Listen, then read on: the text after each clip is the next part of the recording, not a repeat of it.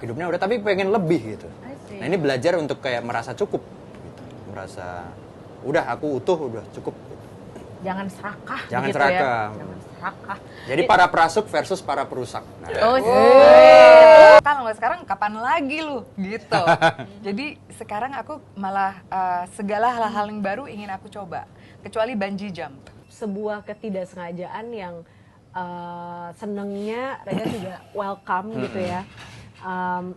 Dan gak selesai-selesai rasanya karena kayak abis kelar satu lagu juga kok kayak masih pengen bikin ya gitu. Jadi Aku jadi sangat berpasrah diri gitu loh Kak. Jadi itu kayak kan. oke aku memasrahkan Pasrah. tubuh aku untuk melakukan Demi film. semua gerakan-gerakan dan punten huhu. hal-hal yang diinginkan oleh Regas Banuteja gitu kan.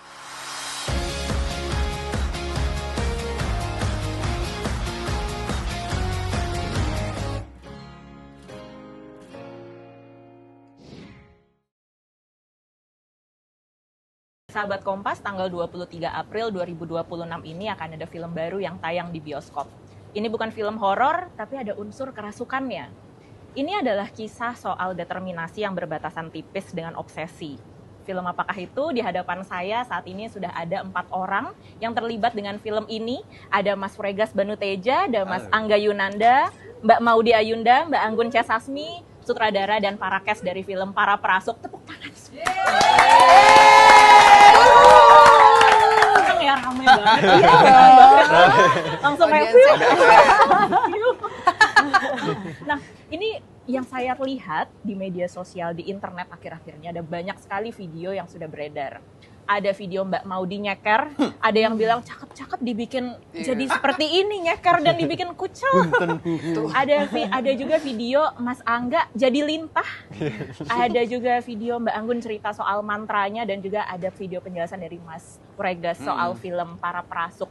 Boleh ya kita diceritain film Para Prasuk ini apa sih?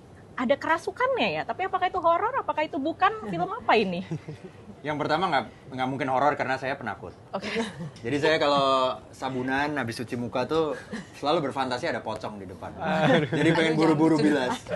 Spesifik pocong ya? Gara-gara langsung dibayangkan. dari kecil udah nontonnya jelangkung gitu kan. Jadi penakut sebenarnya, jadi nggak mungkin horor. Oke. Tapi Para Prasuk ini drama sebenarnya, film drama doang. Jadi tentang satu desa yang hobinya bikin pesta kerasukan. Jadi kalau di Jakarta teman-teman hobinya ke klub atau party atau konser, ini hobinya bukan ke klub tapi ke sawah tapi buat pesta kerasukan bareng. Jadi ada seorang guru, Mbak Anggun ini jadi guru asri yang bisa menciptakan alam halusinasi gitu. Jadi ibaratnya kalau Mbak ikutan kerasukan akan masuk ke satu alam yang diciptakan oleh si guru asri ini. Arsiteknya. Arsiteknya. Nah, Kayak terus Inception gitu. ada pelamun yang diperanin oleh Maudy. Maudy ini pelamun bernama Laksmi. Jadi pelamun ini adalah peserta pestanya. Nah, siapapun sebenarnya bisa jadi pelamun gitu. Kita itu juga bisa masuk. Dia akan nari, terus sama Prasuk yang diperankan Angga yang jadi Bayu, dirasuki roh binatang. Nah, ini kita baru pakai roh binatang ini ada roh macan, ini Roh ada bulus. roh bulus, nanti ada roh kupu, apa segala macam. Nah, Belum masing-masing dapet kaosnya. belum dibagi, baru di OTW dari percetakan. Nah, masing-masing roh tuh efeknya beda-beda gitu. Kalau roh semut, semua makanan rasanya jadi enak gitu. Kalau roh kupu kayak masuk ke taman bunga yang indah, roh bulus tuh kayak rasanya kayak dipijat gitu. Jadi satu desa ini hobinya begitu, partinya party kerasukan.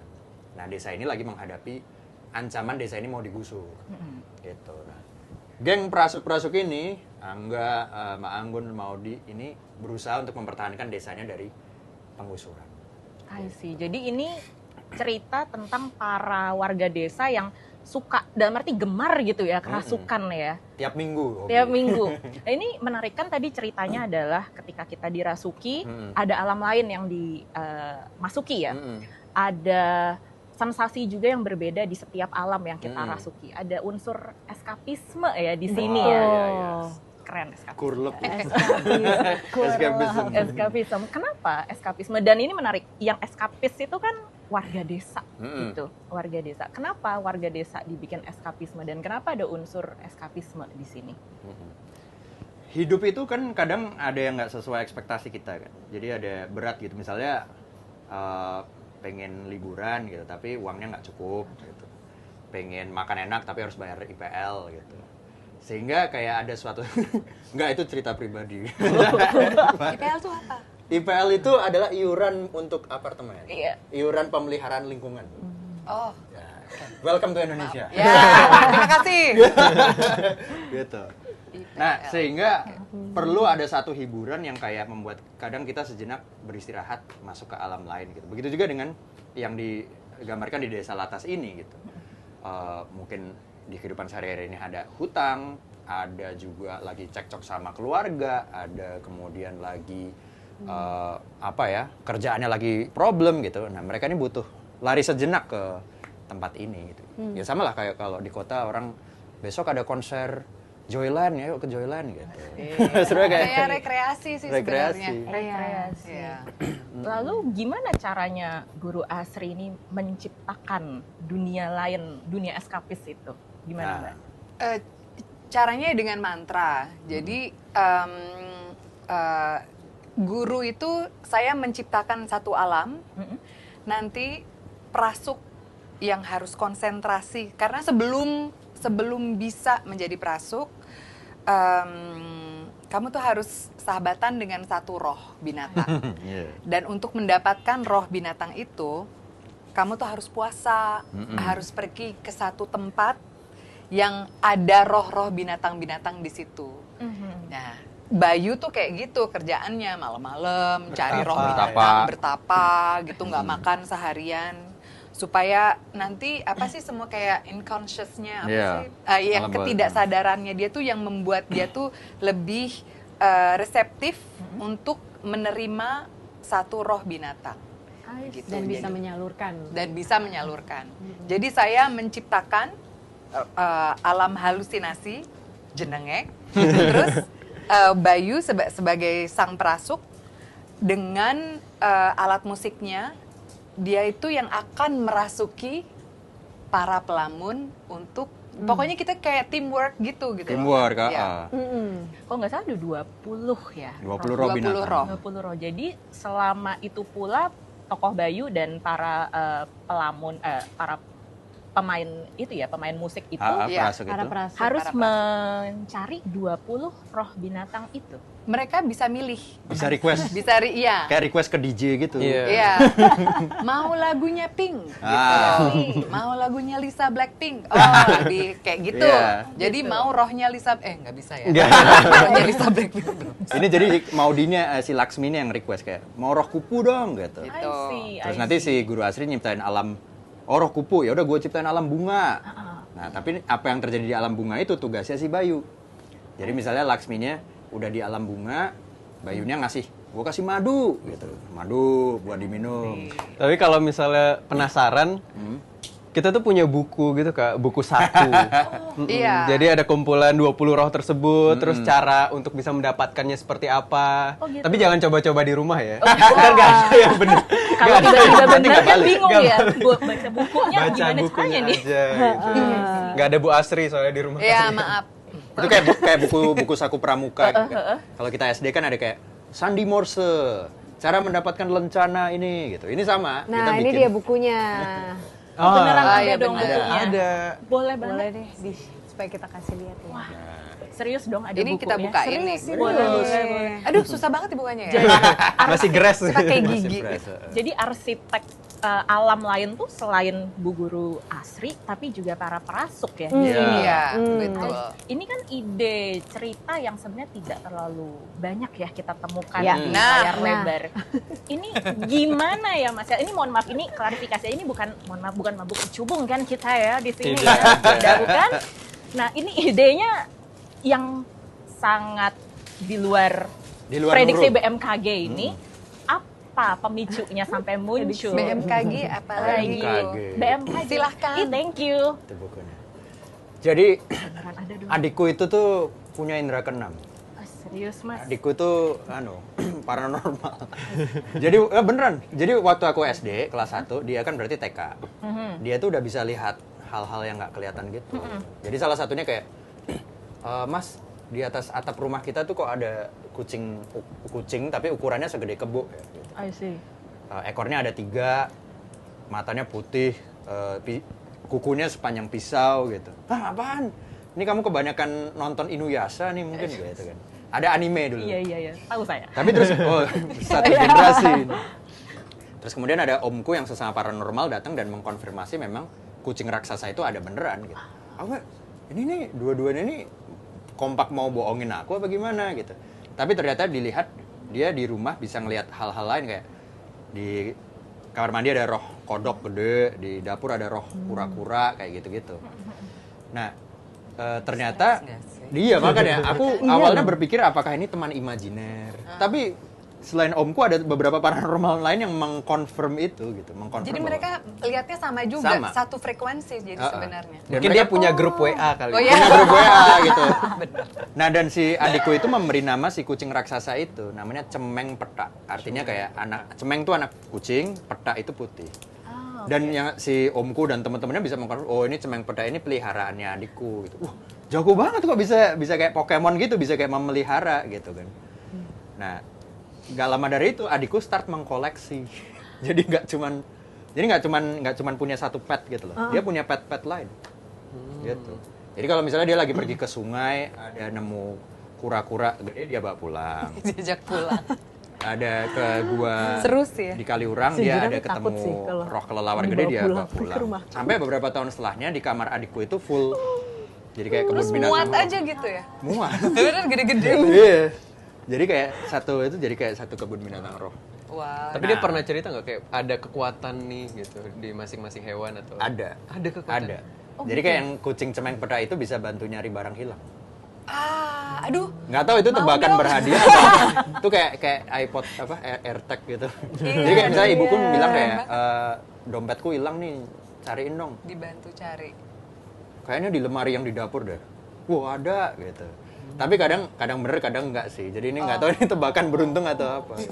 Nah, yang lain ada lagi, ada yang kayak tiba-tiba tangannya dia jadi panas gitu-gitu. Dan aku ngerasain bener loh. Maksudnya ketika adikku begini, tanganku di sini punggungku jadi panas. Nah, karena dia ngoleksi Pokemon banyak banget itu, omku bilang kayak ini nggak baik karena kamu meng-attract roh yang lebih gede nanti. Aku usir ya, jangan dong, aku itu teman-temanku. Om usir aja sekarang, terus diusir akhirnya. Gitu. Nah, dia kuliah di kedokteran, dia memutuskan buat menutup itu karena dia takut. Karena kan kalau di UI, kalau di ruang jenazah di RSCM kan dia jadi ngelihat jenazah arwahnya kan, terus dia memutuskan menutup itu. Berarti ada proses yang panjang dong Mas, dari exposure dengan peliharaannya Ade sampai akhirnya jadi nih film Para Perasuk. Iya, dari kelas 1 SD. Dari kelas 1 SD, tapi kan Mas tidak bisa melihat peliharaannya Ade ya gitu. Bagaimana Mas waktu itu membayangkan si kucing, si kodok, si kelelawar sampai akhirnya jadi nih roh-rohnya para perasuk ini? Adikku gambar soalnya. Oh gitu? Iya, dia ada sketsa dia di rumah nih, kucingnya nih gini. Terus yang kelelawar gede bentuknya tariknya segede gitu. Itu ada. Oh gitu. Sampai nggak tahu tapi udah hilang kali ya. Tapi dia gambar sederhana terus aku jealous waktu itu kok kamu bisa, om bisa, aku nggak bisa gitu. Jadi aku waktu itu melotot gitu kayak mencoba biar bisa lihat, cuman ya sampai akhir nggak kelihatan. Tapi sekarang divisualisasikan di film Para Perasuk Ini, ya pada akhirnya. Nah, itu tapi menarik ya dari film yang berangkat dari kerasukan itu kan sebenarnya kalau kita lihat trailernya ada unsur budaya yang kental ya gitu. Ada musiknya, ada Tarian. aspek sosial budaya. Ya itu juga. Kan kalau di Indonesia kita juga ada ya sebenarnya pertunjukan-pertunjukan kebudayaan yang bersinggungan sama spiritualitas. Bambu gila, kuda lumping dan lain-lain. Apakah itu juga mengambil dari kebudayaan kita kan Mas? Atau gimana? Jadi ada banyak. Karena kalau aku dari kecil di Jogja itu yang paling deket Jatilan. Oke. Jatilan itu ya yang melibatkan ada kuda lumping dan segala macam. Kalau di Sumatera ada lagi, Kalimantan ada lagi, Sulawesi ada lagi. Jadi waktu itu mikir apa memfilmkan salah satu dari itu ya gitu. Tapi setelah dipikir kalau di luar Indonesia kayak di Asia Tenggara, di Thailand, di Vietnam itu ternyata ada juga gitu. Di Jepang, di Korea ada gitu, di Amerika Latin ada. Jadi mikir kalau aku hanya spesifik satu, mungkin justru malah peluang buat yang lain relate jadi agak kecil gitu. Jadi bagaimana kalau kita membuat aja satu yang fiktif, yang imajinatif, sehingga orang yang merasa ada kedekatan itu jadi ada bisa relate gitu. Akhirnya kita create dari awal. Rohnya itu semua kita fiksikan, tariannya juga, musiknya juga. Jadi semua dari nol kita bikin dunianya gitu. Dunianya fiktif tapi berangkat dari banyak riset dan juga cuplikan kebudayaan ya. Nah, lebih kepada kayak mengenal atau mengobservasi, tapi kalau dari cuplikan misalnya ini elemennya ambil dari ini, itu enggak gitu. Jadi kita ambil misalnya alat musiknya bener-bener dibuat dari nol, ada alat musik tam-tam itu kan dari kayak pipa atau peralon untuk dimainkan gitu. Jadi padahal ya apakah di daerah-daerah ada yang pakai itu? Enggak gitu. Gitar listrik gitu juga. Tapi yang mau disampaikan dari film ini tuh apa sebenarnya? Yang mau disampaikan? Mau disampaikan atau mau disampaikan? Pantas tadi Mbak langsung. Iya. Adalah berdamai dengan masa lalu. Jadi si Bayu itu waktu mau ngerasukin si Laksmi, dia tuh harus konsen. Jadi misalnya dia lagi ngerasukin dengan roh bulus gitu, roh ini. Nah ini si Laksmi ini kerasukannya bisa gagal kalau dia di pikirannya ada terlintas trauma masa lalunya. Gitu. Kebanyakan overthinking. Kebanyakan overthinking atau kayak anxiety gitu. Misalnya dia kepikiran, aduh bokap gue nyebelin nih gitu. Itu dia ini yang awalnya dipukul rotan nggak sakit jadi sakit gitu. Nah, karena guru Asri itu nyari perasuk terbaik di desanya, maka si Bayu ini harus latihan buat menghilangkan ke-overthinkingannya ini. Nah, salah satunya memaafkan masa lalu. Jadi ya mungkin lebih ke berdamai dengan masa lalu. Berdamai. Ada lagi nggak kira-kira aspek yang mau disampaikan gitu dari film ini selain kita berdamai sama masa lalu? Karena sepertinya menarik ya premis-premisnya kalau lihat dari trailer gitu. Aspek lain ya tentu saja kayak keserakahan ya lebih ya. Maksudnya kan kayak desa ini kan mau diambil oleh satu perusahaan air minum gitu ceritanya. Terus kemudian orang-orang pada harus dipaksa menjual tanah dan segala macam, dan ya kerasukan itu nggak cuma kerasukan roh, tapi kerasukan roh kekuasaan kan juga ada gitu. Iya kan? Kerasukan roh, kerasukan ambisi gitu itu kan juga ada gitu. Nah ini pengen membenturkan dua itu gitu, di mana ada pihak yang pengen men-takeover si desa ini, padahal ya mereka sebenarnya ditanya apakah udah kenyang ya sudah, apakah udah cukup enak hidupnya udah, tapi pengen lebih gitu. Nah ini belajar untuk kayak merasa cukup gitu. Merasa udah aku utuh, udah cukup gitu. Jangan serakah Jangan gitu serakah. Ya. Jangan serakah. Jadi para perasuk versus para perusak. Nah,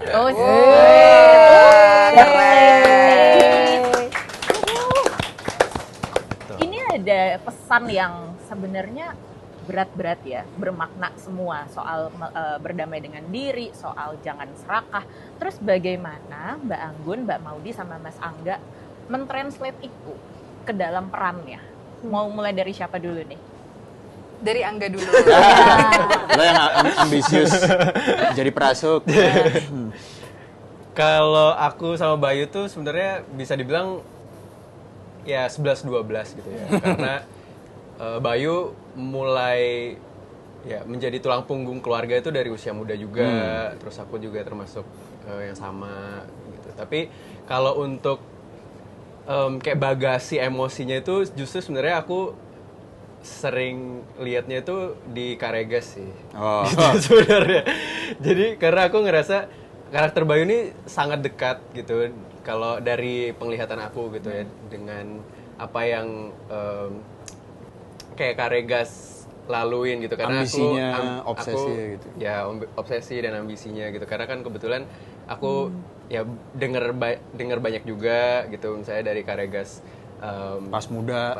pas muda. Sekarang masih muda. Masih muda dong sekarang. Pas kecil. Pas kecil gitu. Gimana ya kesulitan untuk bisa survive gitu dalam karir dan lain-lain gitu. Jadi aku ngelihat itu banyak sih gitu. Dan kebetulan emang syukurnya di sini banyak banget kan waktu kita untuk reading dan workshop gitu. Itu membantu aku juga untuk bisa lebih dalam gitu dari karakter Bayu ini sendiri. Makanya readingnya banyakan curhat sebenarnya. Gitu. Iya, kayak nggak dulu aku SMA tuh pernah kalah lomba film pendek terus sedih gitu-gitu. Jadi dia kadang nyerep gitu. Nyerap ya, apa nih gitu dari Karegas. Iya. Berapa lama nggak gitu sih ke aku waktu kita reading? Karena bu guru harus beda. Oke. Bu guru malah harus nggak tahu apa yang diambisikan si Bayu. Bu guru, Approach-nya beda ya, tiap Iya. karakter ya. Mungkin nanti abis ini Kak Oke. Regas cerita-cerita. Akan dikeluarkan semuanya ya. Terima kasih. Berapa lama sih proses reading sama workshopnya?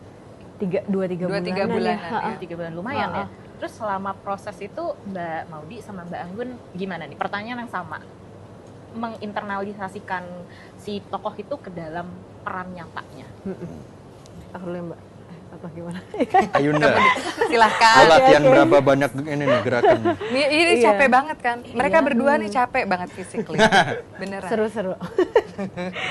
Mungkin kalau dari aku ada 2 proses yang berbeda gitu. Yang pertama pastinya sesi one on one reading sama Regas yang memang kita ngupas karakternya dan lain-lain. Dan Laksmi ini adalah karakter yang dia sebenarnya bisa dibilang di luar dari circle atau ya di luar dari circle itu karena dia dari kota gitu ya, nggak kenal siapa-siapa, seseorang juga dengan a lot of emotional baggage dan masa lalu yang cukup kelam lah ya, dan dia menemukan justru escapism itu tadi, dia menemukan outlet di pesta sambutan ini gitu.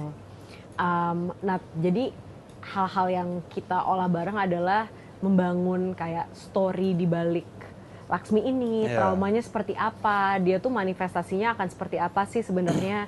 Tapi juga in general pembawaannya tuh sebenarnya agak-agak misterius, tapi agak tertekan, agak nggak kebaca gitu. Karena nanti mungkin pas nonton juga bisa melihat bahwa kita baru tahu dan belajar tentang background Laksmi itu belakangan gitu. Tapi presence kayak question mark-nya tuh rasanya harus udah ada dari awal juga gitu. Jadi mungkin lebih ke itu, jadi lebih ke restraint delivery, tapi ada subtlety-nya juga. Nah, kalau yang bagian kedua itu si physicality-nya. Jadi kayak latihan, kalau aku tuh latihan berapa roh ya? 10 ya? 10 roh dengan koreografinya masing-masing. Yang seru di situ adalah Masiko, koreografer kita itu selalu bilang ke aku bahwa intinya di sini kita akan belajar koreografi, tapi sequence dan gerakan on the set itu tetap nanti harus datangnya dari diri kamu sendiri, dari intuisi kamu sendiri. Jadi walaupun kita udah bekalin gerakan-gerakan, urutannya nanti keluarnya bentuknya kayak gimana, itu harus kamu own sendiri dan kamu bentuk sendiri on set.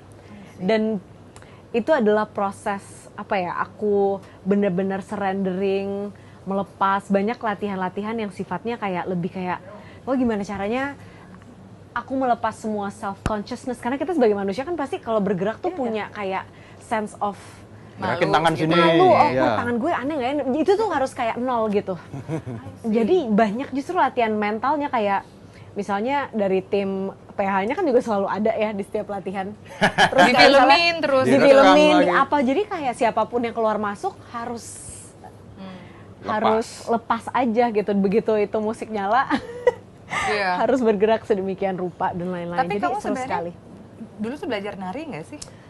Aku ada background emang musical theater gitu sih. Nah, Masih yang dia tidak bisa bukan, ya. bukan, Basicnya ada. tapi Basicnya bukan basic selalu ada. menari yang Ternyata ballet, ada. bukan Oke, nggak oke. gitu. Tapi basic Tapi, oke. menari performing itu ada gitu. Belum lagi kan kalau kesurupan itu kita tidak sadar ya, Betul. harusnya ya kelihatannya gitu. Betul. Jadi gimana caranya gerakannya tuh udah hampir hafal juga supaya Nggak kayak nginget ya? nggak kayak mengingat, nggak kayak lagi mikir, karena kan sebenarnya itu kita lagi di dunia lain gitu. Jadi nggak boleh yang matanya kayak what's next, abis ini lompat, ya gitu. Jadi gimana caranya gerakan-gerakan itu benar-benar langsung intuitif, langsung flow gitu pada saat kita syuting. Objektifnya tuh itu, makanya cukup waktu juga yang dibutuhkan. Ini random question, berarti gerakan bola mata juga kita harus dilatih dan kemudian lepas saat syuting kan? Nah, itu sempat kita bahas Iya, ya. kayak Sempat gimana kita nih bahas. maunya? Aku perlu tahu matanya kamu butuhnya kayak gimana gitu. Apakah karena ada juga bentuk-bentuk mata yang justru malah melotot banget. Itu ada. Ada bentuk mata yang bener-bener merem mungkin, atau justru sempet kita bahas mau Putihin. mau diputihin. Kalau di film-film kan biasanya Jadi kayak jadi naik putih gitu kan. Nah itu tuh dari awal aku sempet lumayan nanya juga, kita kayak gimana ya Terus akhirnya kayaknya ya kamu ngasih directionnya kita maunya kosong. Iya, kayak ngelamun. Kayak ngelamun. Jadi justru nggak boleh kenceng, nggak boleh ada tapi gitu. Jadi nggak boleh ada, nggak boleh melotot karena bukan itu poinnya gitu. Padahal gerakannya kan ada yang lompat tinggi banget terus turun kena debu, ini harus tetap ngelamun gitu. Ini challenge-nya. Gitu. Wah, semakin Seru. penasaran sih Semakin ya, jadi penasaran ya. seru. Kalau Mbak Anggun gimana? Saya dengar My favorite. Mbak Anggun yang in charge soal mantra Wah. gitu. Ya. Adakah basic Ada vinilnya Spell gitu nggak sih nanti? Kayaknya bikin. Kalau bangun ada basic penyanyinya nggak sih? Dulu pernah. Dulu pernah. aku Dulu mencoba. pernah. Nadanya langsung ini. Langsung ada shampoo. Dulu pernah. Aku yang ininya malah justru aku tuh ngerasa agak jealous dengan cast yang lain.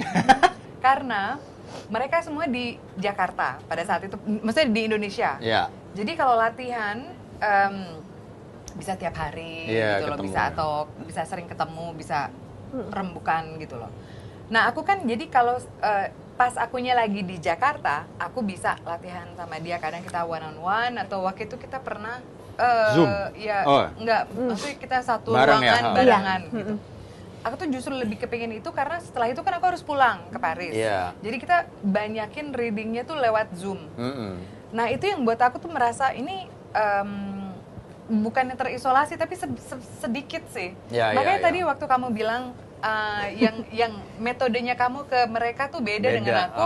Aku sebenarnya ngerasain itu banget. Ya karena kan ada distance-nya ya. Iya. Jadi aku cuma setahu aku Guru Asri itu seorang yang otoriter, berwibawa segala macam, tapi kan aku pengen tahu kenapanya dia menjadi seperti itu. Jadi mau nggak mau antara kita tukar pikiran, yang dia mau tuh seperti apa. Soalnya kan dia tuh ngarahin itu yang benar, Mbak ngomongnya lebih rendah. Iya. Suaranya lebih rendah. Terus begitu tatapan matanya tuh yang beneran tajam? Tajam. Pokoknya selalu gitu. Kuncinya cuma itu dua. Nah, aku yang harus create sendiri kenapa Guru Asri seperti itu. Ada apa sih backgroundnya gitu loh. Karena yang kamu beri tuh nggak banyak sebenarnya. Soalnya jauh. Tapi maksudnya nggak ada banyak bocoran. Iya. Gitu. Jadi ya itu tadi.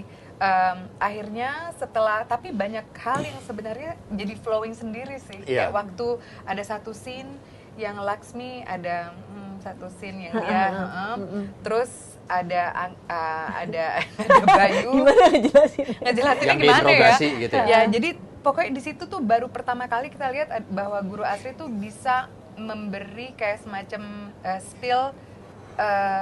Oh ini ada apanya sebenarnya? Kok ibu yang tadinya Bu Guru yang tadinya sekeras itu ternyata ada sisi vulnerable-nya, ada rapuhnya, ada di scene itu gitu. Tapi akhirnya meng-create sendiri background mengapa Bu Iya, Guru Asri barengan sih, seperti tapi itu. akhirnya ada kayak logikanya yang aku dapetin dari distance yang kita yang sebenarnya itu secara organik sih, karena memang akunya nggak physically nggak di Indonesia gitu loh. Jadinya aku kan jadi lebih mikir sendiri di rumah, jadi bikin KPR gitu. Iya. Ya. Imajinasinya Mbak Anggun mungkin ada dari background masa lalu Mbak Anggun yang mungkin dipakai. Aku nggak tahu, aku nggak pernah nanya ke dia, tapi Udah terlalu banyak. entah kenapa waktu aku rekam kok udah enak aja gitu, udah jadi gitu. Aku nggak tahu Mbak Anggun pakai merecall memori kah? Iya, itu aku nggak tahu loh. Sebenarnya apa? Jadi sama-sama kurang curhat kayaknya. Soalnya begitu kayak, yuk rehearsal aku pakai kamera kan selalu gitu. Loh kok udah oke? Paling cuman turunin suaranya aja Mbak gitu. Jago dong berarti. Jago. Padahal film pertama loh. Iya, itu yang mau saya tanyakan juga, film pertama Mbak Anggun. Terus saya juga dengar soal kisah di ghosting ya selama sekitar sepekan Mbak Suregas di ghosting oleh Mbak Anggun. Maaf, soalnya saya tadinya beneran tidak tahu apakah dia legit atau tidak. Oh, Ini nih anu ya. Karena nggak kenal, pada saat Iya. itu belum kenal. Terus begitu ada dikasih tahu, oh kamu nggak tahu siapa itu Regas? Langsung dong, maaf gitu loh. Langsung tak Google gitu, baca ini Wikipedia. Oh, oke, mohon maaf. Nggak tahu kan, ya habis kan yang DM kan pasti banyak. Yang DM mereka berapa ribu orang. Wah, itu Iya harus kan? dibuka tuh, Iya, di iya. spill. Tuh, jangan kasih tahu Shenina. Fake account. Fake account, langsung dibocorin. Iya, jadi ya itu tadi aku sempat mengghosting dia karena karena ketidaktahuanku tentang banyak Industri film di sini. iya banyak karakter di industri film di sini gitu. Karena kan aku juga pendatang baru ya dalam Iya, dia dunia pari. perfilman. Gitu. Terus apa dong akhirnya yang membuat Membuat akhirnya aku tergelitik. untuk ikut untuk menerima tawaran Mas Fregas, dan itu kan leap of faith ya, dari musik terus sekarang kita ke industri industri film nih gitu. Iya. Apa triggernya, Mbak? Triggernya karena memang aku tuh udah mulai acting udah beberapa tahun belakangan ini, Iya. tapi di Prancis. Dan ya buat aku tadinya tuh kepingin mencoba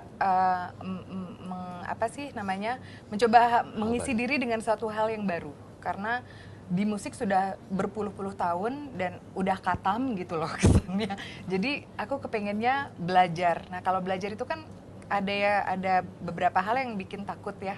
Antara kita merasa aduh ini kan bukan bidangku, jadi Yeah. nanti pasti ada salah-salah, pasti kita akan jatuh. Tapi yang tadinya aku pikir jadi semacam alasan untuk nggak mau belajar, nggak mau memulai sesuatu baru, sekarang di usiaku yang sudah berkepala 5 malah justru jadi kayak semacam motor gitu loh, satu motivasi untuk kalau nggak sekarang kapan lagi lu gitu. Jadi sekarang aku malah segala hal-hal yang baru ingin aku coba, kecuali bungee jump. Kenapa emang ini? Nggak mau. Nggak mau, itu beneran tidak mau. Aku seorang Tuntutan ibu, peran ini. Regas. Kalau terjadi apa-apa, siapa yang akan mengurus anakku? Oh. Dia bisa ngurus sendiri sih. Anyway, kita terlalu jauh. Jadi, jadi aku udah mulai itu dan tapi memang hanya sebatas kayak seri TV segala macam. Nah, untuk film, memang dulu pernah ada beberapa tawaran, tapi kayaknya nggak serak. Buat aku tuh film itu kan jodoh-jodohan, apalagi film pertama ya. Harus ketemu role-nya, ketemu naskahnya, skenario-nya, ketemu sutradaranya, dan cast-nya. Aku tuh beneran, ini kita udah berapa minggu sih promo ya? Udah kayak sebulan. Berminggu-minggu. Dan setiap kali tuh aku ngerasa, ini kayak kita balik lagi, ini kan syuting 2 tahun yang lalu loh Mbak. Iya, 2024 Sudah akhir. lama gitu. Tapi setiap kali kita tuh ada kebersamaan ini, itu jadi aku tuh Recall lagi. ya kan, kayak time Iya. traveling gitu. Dan aku tuh walaupun kondisi untuk syutingnya berat ya, Welcome to Gunung Kidul. betul, panas, banyak nyamuk gitu ya. Kita di hutan, di curug, Kita bangunnya nggak ada pagi karavan nggak kayak di sekali. Eropa. Iya. Kayak gitu-gitu, tapi itu jadi sesuatu kayak memori yang benar Membekas banget, membekas sekali dan berharga gitu, dan seneng. Jadi aku tuh beneran kepengen sekali film ini cepat keluar supaya kalian tuh ngeliat, Iya. karena aku pribadi bangga sekali dengan film ini. Kayaknya aku nggak sendiri ya, tapi pokoknya beneran loh, bangga banget gitu. Akhirnya memang jodohnya gitu loh masuk. Masih ingat ketika kita premier bareng di Sundance yang berangkat bareng pagi-pagi dari penginapan ke itu tuh Kita di satu mobil. mobil.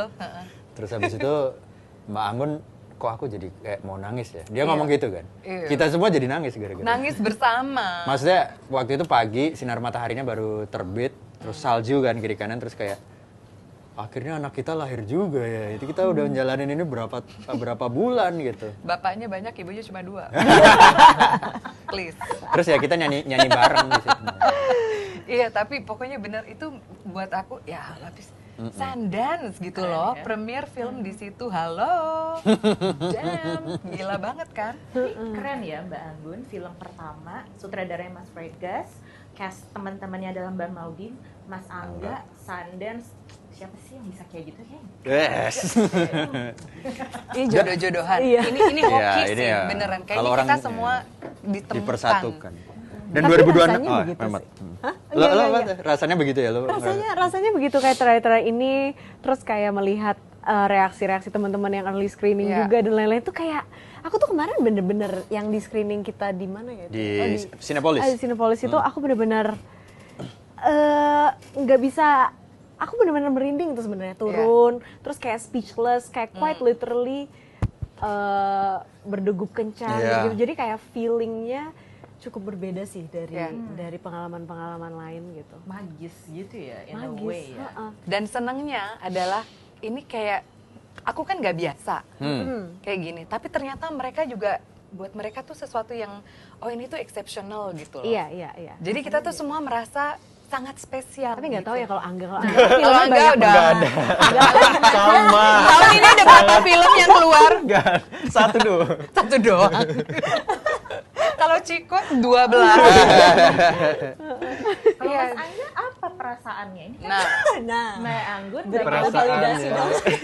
rasa apa? Wah, Rasa strawberry. rasanya campur aduk sih. Apalagi pas di Sundance tuh menurut aku nggak pernah bisa aku lupain karena aku tuh maksudnya kalau film sendiri emang suka nonton berulang-ulang.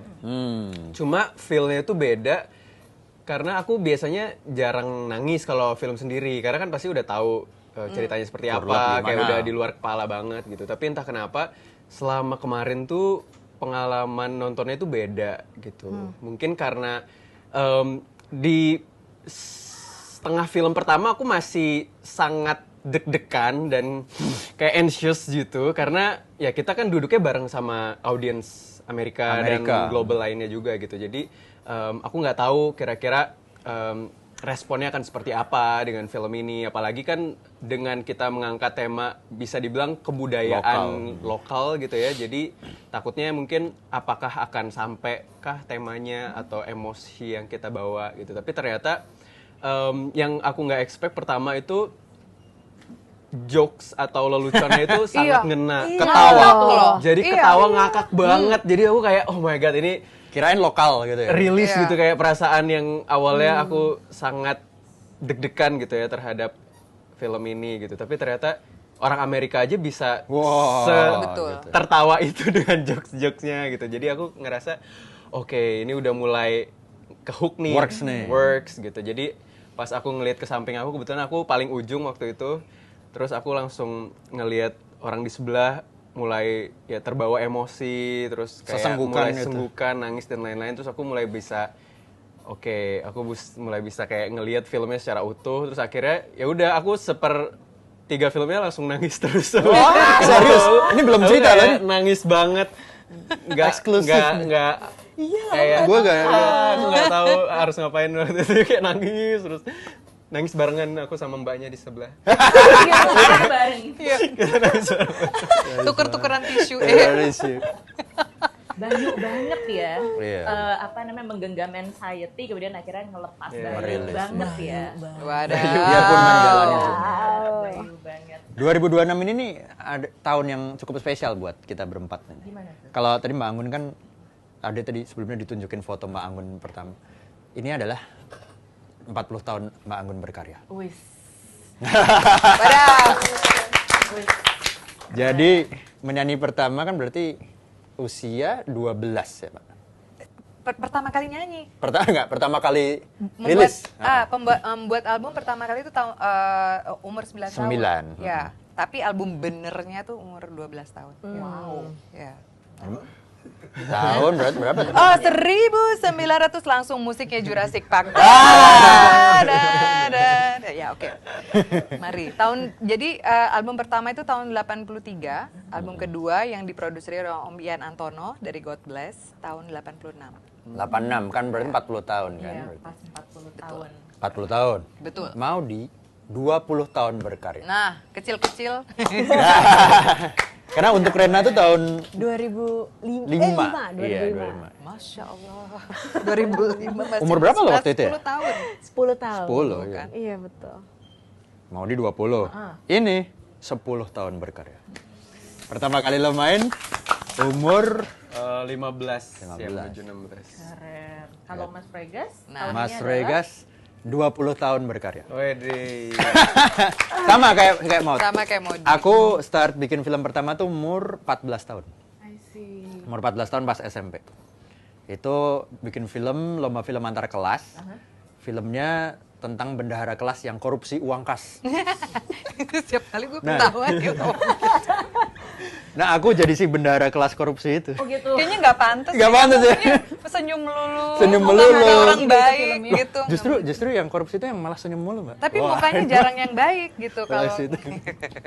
Gitu, betul ya? Iya kan? Malah justru. Gitu, nah. Jadi aktor, tapi sebagai aktor. Jadi bukan jadi sutradara. Tapi filmnya masih ada. Masih ada. Kita mau bisa nonton dilihat dong. gitu dong. Nobar. Kita nobar, iya. Kita nobar, Yuk. ada di hard diskku, formatnya 3GP. Iya. Karena pada saat itu Masih nggak ada. ngerti kita, padahal 3GP ini nggak ngerti conversion kayak MOV, AVI gitu nggak ada.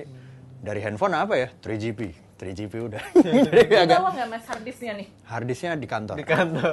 Nanti Sayang kita. sekali teman-teman. Kita nggak jadi nobar. Iya. Tapi menarik ya, berarti 10 tahun, 20, 20. 40 paling sepuh. Ngeri sih. Ternyata Pas, kan? ini adalah film dari para Perpuluhan. para ahli dong, para orang-orang yang ternyata sangat dedicated di bidangnya masing-masing. Amin. Wih. Ya, amin. Terus saya penasaran deh, 40 tahun berkarya, apa sih perbedaan paling besar dunia musik sama dunia film buat Mbak Anggun, apalagi nih? Eh, Sebenarnya suka ini sih untuk membandingkan karena ada satu artis Prancis namanya Serge Gainsbourg. Dia tuh Charles bikin Gainsbourg.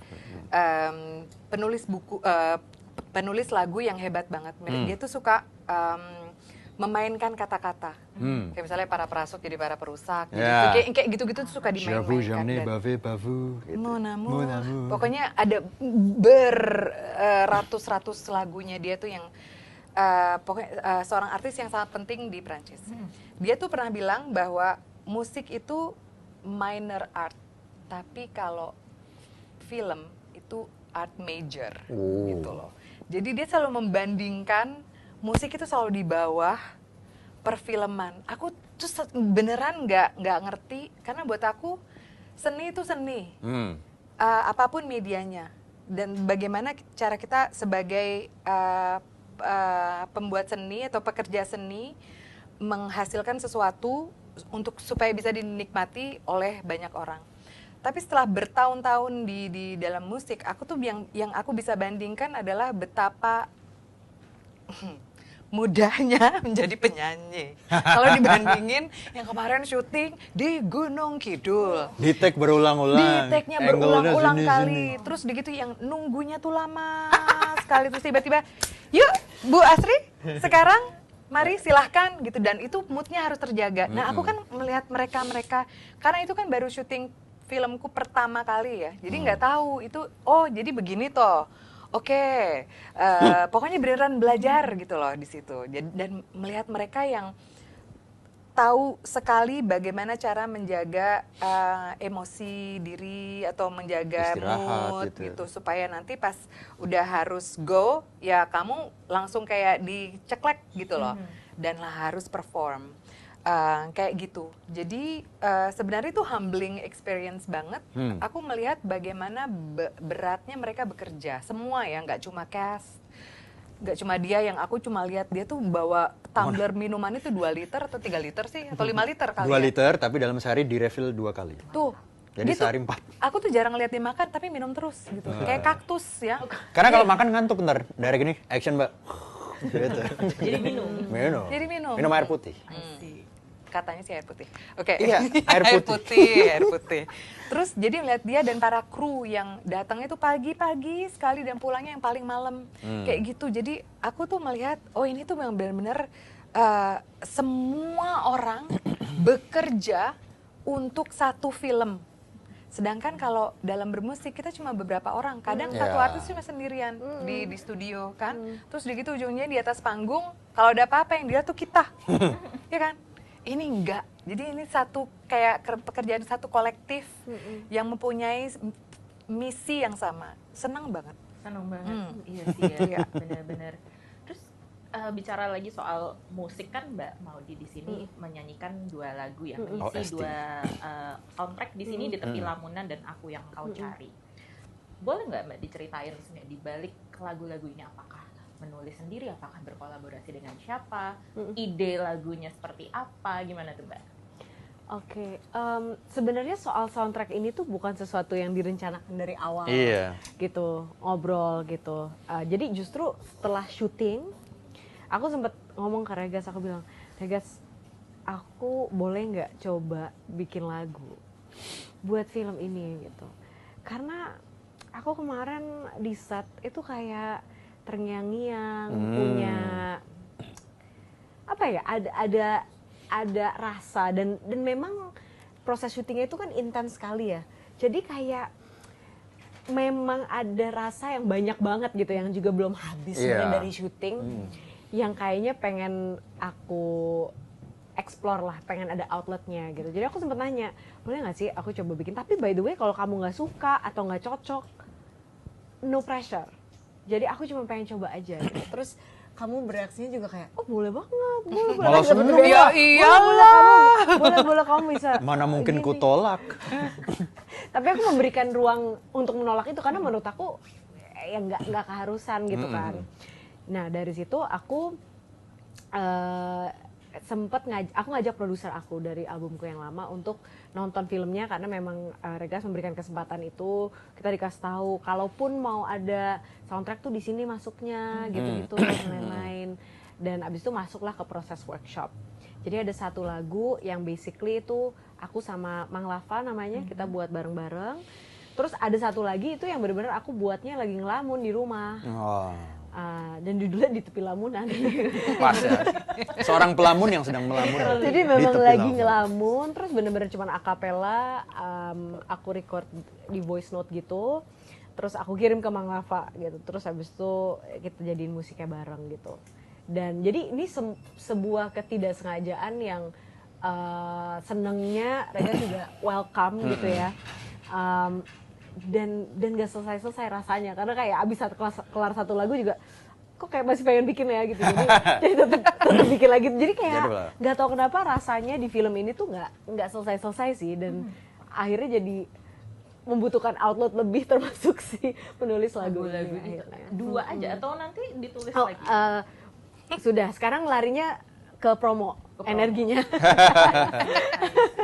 Energi. Oh, soal energi tuh aku ngelihat di trailer dan video-video yang beredar itu energi Mbak Maudy sama Mas Angga tuh luar biasa banget ya. Mulai dari loncat-loncatnya, nyeker-nyekernya, terus sama Mas Angga Melintah.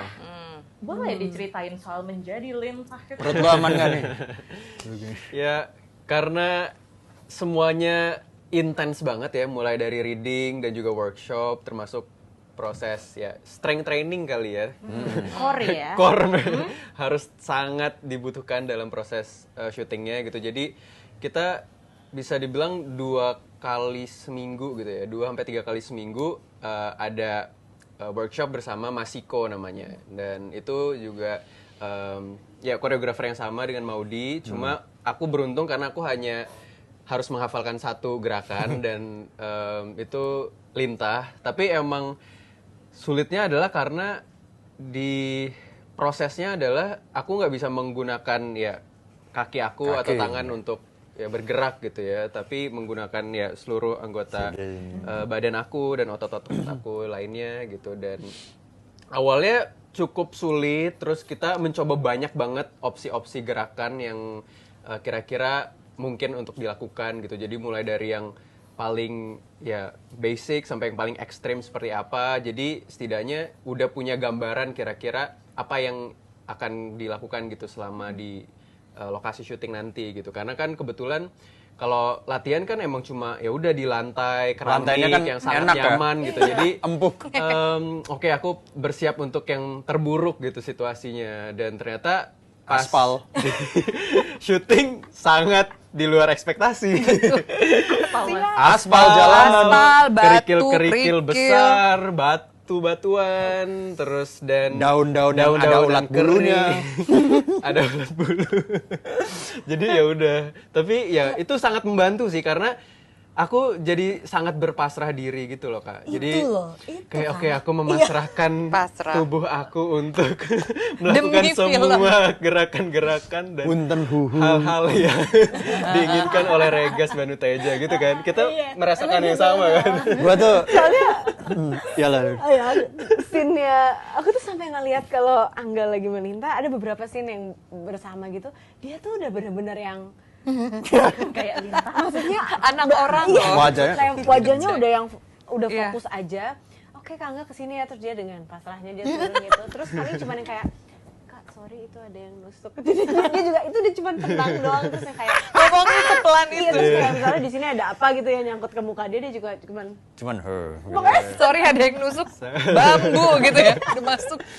udah stoic Iya, itu. se-stoic. Jadi Aduh, totalitas. totalitasnya Angga. Terus aku sempat lihat kayak ada video behind the scene yang salah satunya di music video kamu kan. Terus aku ngeliat Maudy kayak nepok jaket aku isinya debu semua. Kayak Bom. Bus. kayak oh gue sekotor itu ternyata. Aku nggak nge loh. Kayak aku sekotor itu selama. Yang gua paling kasihan tuh debunya masuk ke hidung Oh sebenarnya. itu apa? Karena kan dia kan sejajar tanah kan. Begitu dia, tanahnya tuh bener-bener di depan muka gitu. Apalagi di jalanan debu tuh, wah gimana? Tapi kamu gitu. kasihan tapi tetap aja Rio lagi. Tetap aja kayak Take ke-15. Ini kalau nggak ada satu take untuk safety nanti editingku gawat. Nah, tuh kan. Satu kali take buat safety ya enggak? Ini agak-agak abusive ya. Aduh. Itu pas lagi musim kemarau apa di Gunung Kemarau, Kidul itu? penghujung kemarau ke hujan. Kita ada namanya Pak Gosong. Pak Gosong. Pak Gosong ini pawang hujan kita. Oh, kita kok nggak dikenal? Nah, syaratnya pawang hujan itu kita Nggak boleh nggak tahu. boleh tahu. Jadi dia harus sembunyi. Jadi dia itu dan dia mengamankan ini makanya selalu pernah- kering kan. Panas Nggak pernah banget. hujan. Nah, itu panasnya pawang tuh selalu begitu. Gerahnya Iya, akan lebih gerah gerah dari banget. gerah biasanya. Tapi sekarang kita tahu Pak Gosong nggak apa-apa nih. Nggak apa-apa, Udah selesai. karena udah hujan ya. Tapi bener nggak sih? Kamu lihat nggak sih caranya dia itu? Aku cuma dikasih tahu aja. Cuman dia duduk ngerokok gitu-gitu. Itu katanya suka ada celana dalam sama cabai rawit, bener? nggak Nah, sih? itu rumornya dulu begitu kan. Bawang ya? Dilempar ke genteng. Tapi kali ini ternyata iya dilempar ke genteng kan.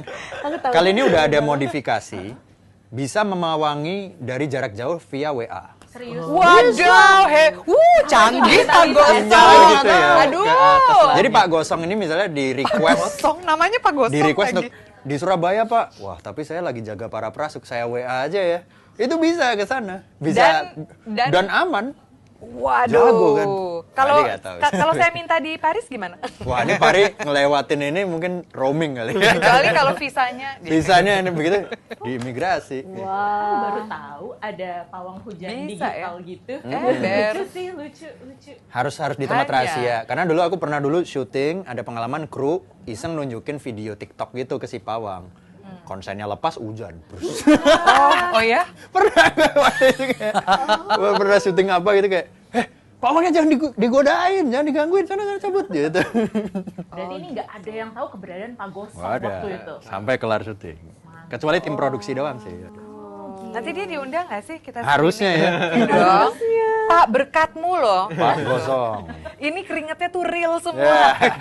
Peliket-peliketnya. Iya, bukan spray air nih. Soal lintah lagi, BTW, Naganya pernah kena lintah nggak? Kamu pernah lihat milintah nggak seumur hidup? Milintah apaan tuh? Enggak, lintah. Oh, Pernah lintah. lihat Oh, nggak? nah. Cuma aku untungnya nggak pernah digigit lintah sih. Aku agak serem juga. Dia sih yang gigit kalau- lintah. Aku yang gigit lintah. Lintahnya takut lihat kamu. Kan kali Nggak aja pernah gitu ya ada sih. pengalaman soal lintah. Terus kayak, aku pernah jadi lintah gitu. Kayaknya anak-anak kota jarang lihat. Soalnya aku dulu main sama lintah. Oh iya. Tapi jahat banget. Kenapa? Kasih garam pasti. Iya, kasih garam. Ah, Iya. makanya Zira muridnya lintah. Tapi nggak pernah kayak naro ditempel di kulit gitu. Ya ngapain lagi? Aduh. Itu Kan detox kayak nyamuk bekam udah loh. banyak yang kayak gitu. Itu detox katanya Iya. kan. Betul, tapi itu kan lintahnya yang dipilih ya. Oh my god. Lintahnya gede-gede gitu yang dipilih yang warnanya asik-asik Iya kan sih, gitu. bener. Oke. Lintah darat mungkin pernah. Lintah darat sering ketemu. Boleh. Ini pertanyaan terakhir. Ini kan film ini sudah tayang di Sundance, kemudian juga sempat masuk kompetisi juga. Iya. Kira-kira ada rencana apa lagi untuk para prasuk ke depan? Tayangnya udah ada 5 festival lagi ya nih. Fantaspoa di Brazil, Move di Belgia, Minnesota, terus ada Miami, terus ada satu lagi yang belum bisa kita announce. Nah nantinya ada 4 lagi, jadi 9 yang kita announce-nya baru boleh kalau mereka announce dulu. Gitu. Jadi sekarang lagi rahasia. Tapi kebanyakan Kita di juga bulan belum April tahu ya. loh. Kebanyakan April. Kita juga nggak tahu kan. Kalian nanti Yang kita itu WA. belum tahu. Yang nanti Tapi sisanya yang kita itu WA. yang waktu itu di email itu udah. Yang di mail Udah. ada. Kita tidak dengar. Ada. Oke. Ada gitu. Ya udah terus tayang, terus akan ada ini kan ada buku Saku Prasuk. Akan ada satu buku skenario. Wow. Oh. Jadi skenario kita terbitin bersama foto-foto behind the scene kalian jadi lintah, jadi gede gitu. Mau banget. Gitu. Itu kapan? Itu kapan? Itu 2 minggu after tayang. I see. Aduh, seru. Jadi kayak para prasuk universe, Universe. gitu ya. Panduan Iya. buku Saku. Jadi ntar orang nonton bisa sekalian baca skenario. Baca ya? skrip gitu, from script to itu. Wah beda nih. Gitu. Iya. I see. Oke, terima kasih buat kasih. cerita-ceritanya. Thank you. Ternyata ada banyak cerita yang kita baru dengar hari ini. Thank you banget sudah bersedia untuk membagikan ceritanya. Sahabat Kompas, demikian acara ngobrol kita sama para cast dan juga sutradara para prasuk. Jika kalian tertarik untuk mengetahui ceritanya dan juga mungkin mau mengalami alam lain buat Guru Asri dan juga merasakan eskapisme dengan kerasukan, silakan untuk menonton para prasuk pada tanggal 23 April 2026 di bioskop. Sekian, selamat siang, sampai jumpa. Sampai jumpa. Terima Thank you guys. kasih.